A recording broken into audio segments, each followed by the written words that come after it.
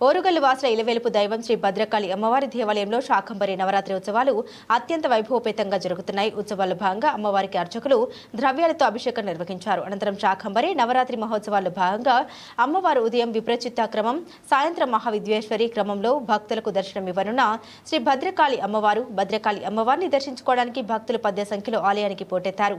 అమ్మవారిని దర్శించుకొని మొక్కులు చెల్లించుకున్నారు. అమ్మవారి నామస్మరణతో ఆలయ ప్రాంగణం మారుమోగింది.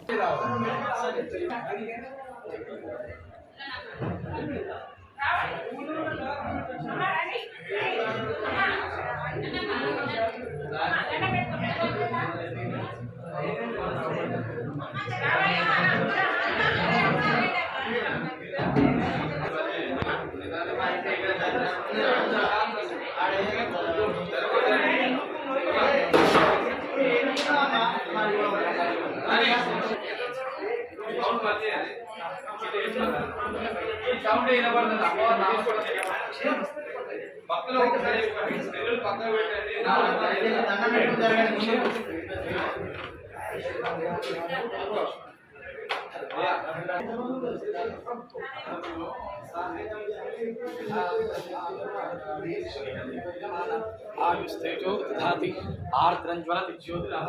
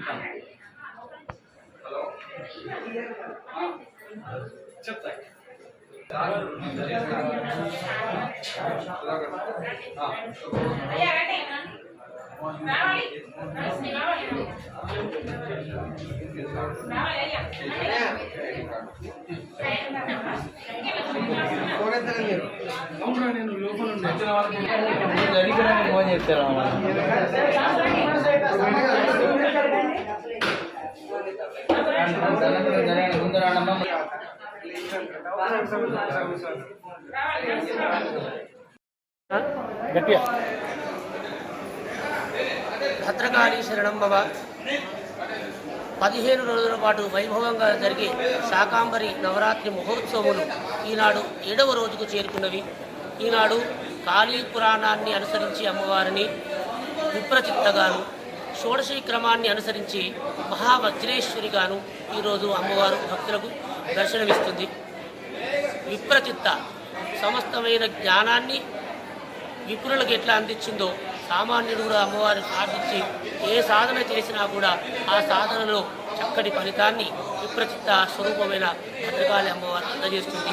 మహావజ్రేశ్వరి వజ్రకాయమైన శరీరాన్ని, మనస్సును, నిర్మలత్వాన్ని మహావజ్రేశ్వరిగా అమ్మవారు అనుగ్రహిస్తుంది. ఈ విధంగా వివిధ రూపాలలో 15 రోజుల పాటు 16 రోజుల పాటు జరుగుతున్నాయి. ఈసారి రోజు ఎక్కువ వచ్చింది. అలాగే శాకాంబరిగా 21వ తారీఖు వ్యాస పౌర్ణమి నాడు ఆకుకూరలు, కూరగాయలను కంఠాభరణములుగా, కంఠమాలలుగా చేసుకుని అమ్మవారు శుభాయమానంగా ప్రకృతి స్వరూపంగా అమ్మవారు మనకు దర్శనమిస్తుంది. ఈ శాకాంబరి నవరాత్రులలో ఏ రోజు దర్శనం చేసుకున్న సత్ఫలితాన్ని, సద్బుద్ధిని, జ్ఞానాన్ని, ఐశ్వర్యప్రదాయిని అయిన భద్రకాళి అమ్మవారు మనందరికీ కూడా అందజేస్తుంది. భద్రకాళి శరణం మమ.